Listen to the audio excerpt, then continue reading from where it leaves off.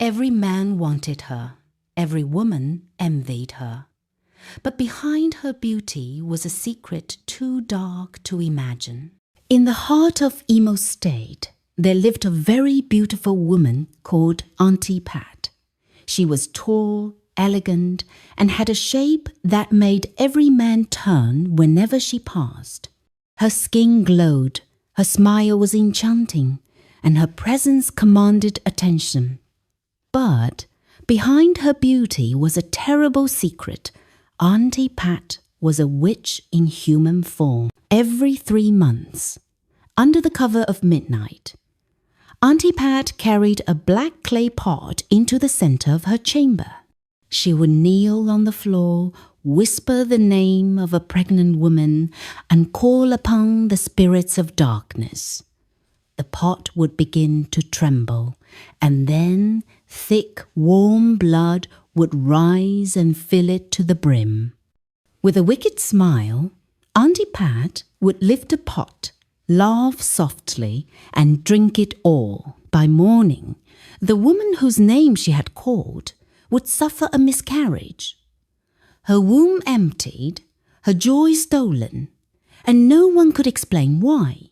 But Aunty Pat was not always beautiful. Years before, she had been nothing but an object of mockery. Her face was rough, her body bent in awkward places, and her appearance so frightful that even children ran at the sight of her. No man wanted to speak to her, let alone marry her. Out of pain and bitterness, she traveled deep into the forest in search of a solution. There she met a powerful native doctor, an old man with skin wrinkled like dry bark, eyes red as burning coal, and a voice that carried both wisdom and terror. His shrine was filled with skulls, feathers, and smoking pots that burned without fire. Snakes curled lazily at his feet, and the very air seemed to bow before his presence. Aunty Pat knelt before him and cried, "Give me beauty. I want men to chase after me, rich and poor, strong and weak. I want them to fall under my command, like slaves." The native doctor's lips stretched into a slow, eerie smile. "You shall have beauty that no eye can resist. You shall walk into a room, and every man's heart will bow to your charm." But his red eyes pierced her soul. Beauty has a price. "What is the price?" Aunty Pat asked, trembling. His voice turned cold. "Every 3 months, you will drink the blood of an unborn child from its mother's womb. That is the sacrifice. That is the power." Her heart shook, but her desire was stronger than her fear. She agreed. The native doctor bathed her in strange powders and chanted incantations until her body began to transform. Her crooked frame straightened, her skin glowed, and her face became that of a goddess. When she looked at herself, even she could not believe it. She was tall, flawless, and dangerously beautiful. Ashamed of her past, she left her village and traveled to Lagos, where no one knew who she truly was.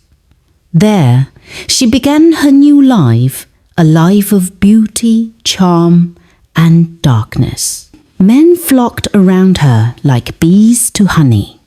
She changed them the way others changed clothes. They cooked for her, washed her clothes, and obeyed her commands without question. She reduced proud men into weak servants and laughed while they knelt before her.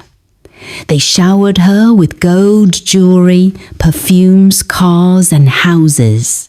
But most of them were married men, leaving their wives and children in sorrow, while they wasted everything on Aunty Pat. To the world, She was the most desirable woman alive. But to heaven, she was feeding on blood. One day, a new couple moved into her compound, Martin and his young wife, Hope.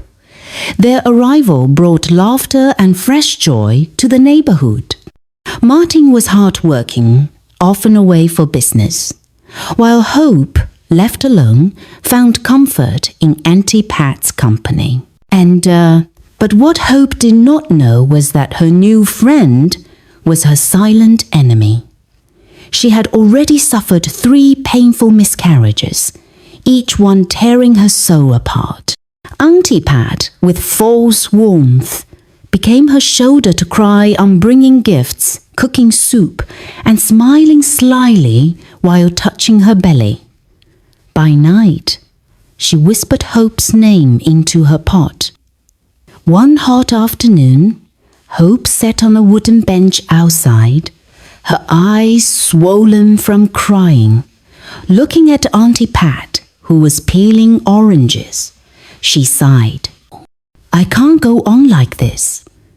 3 times I've carried a child, and 3 times I've buried my joy. I've gone to different hospitals. The doctors all say I'm fine. I've run so many tests, but still nothing is found. I think I will go and see a man of God. Maybe he can pray for me. Or I will try one herbalist my cousin mentioned." Aunty Pat froze, then forced a smile. My dear, do you think running to them will solve your problem? Those pastors only want your money, and those herbalists, they may make it worse. Sometimes God just delays blessings. Look at Sarah. In the Bible, didn't she wait? Be patient. Don't waste your money. You have me. I will stay with you. I will pray with you. Hope's eyes watered. She nodded slowly, clinging to the false comfort. But later, Hope's cousin convinced her to visit a powerful man of God. At first, she hesitated, but eventually she followed him. The pastor listened quietly as she poured out her pain. Then he raised his eyes and said, "My daughter, what you are facing is not ordinary, but God is greater than every darkness. You must go on 3 days of fasting and midnight prayers. Each night, rise and cry to God. Call on His name. He will answer." Hope's heart trembled, but she obeyed. For 3 nights she rose at midnight, crying and praying with tears, asking God for deliverance. Months later, when she conceived again, she continued her midnight prayers with faith. Days later, Aunty Pat noticed Hope's condition. A greedy smile spread across her face. At midnight, she lifted her pot, ready for her ritual. But suddenly, the room shook. Black smoke filled the chamber. The pot slipped and shattered. Her body twisted, her beauty dissolved, and her skin turned hideous like rotting flesh. Her screams pierced the night. "Fire! My body is on fire!" Neighbors rushed in, including Hope. When Aunty Pat saw her, she cried, "You, Hope, you have destroyed me. You have killed me."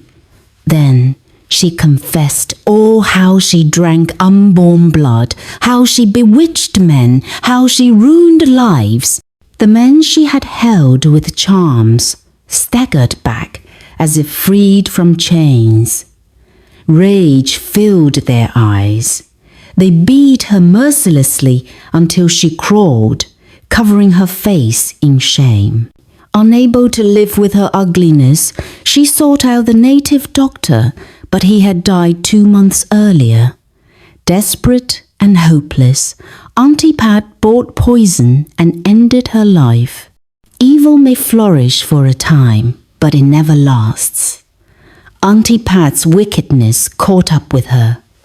Beware of blind trust.